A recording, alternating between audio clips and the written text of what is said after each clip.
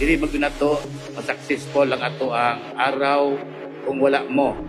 Nagmalampuso ng pagsaulog sa ika-24th araw ng Panabo, diin dagsa ang katawan sa ulahing adlaw sa selebrasyon. Puno sa kasadya og panaghiusa ang usa ka bulan nga pagselebrar sa araw ng Panabo 2025. Diin ubay-ubay nga mga aktibidades ang giandam sa lokal nga panggamhanan, dili lamang alang sa Panaboans, apil na ang mga bisita gikan sa ubang munisipalidad ug syudad.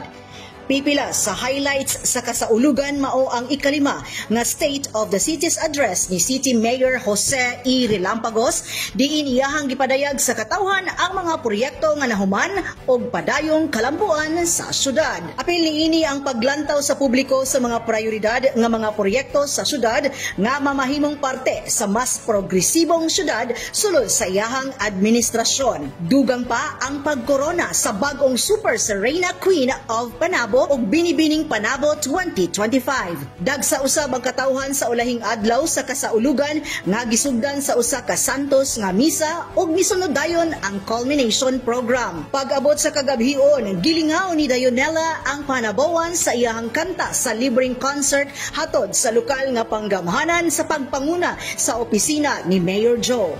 Apil na niini ang pagbalik sa syudad sa bandang Rocksteady aron makigsadya sa makausab sa selebrasyon.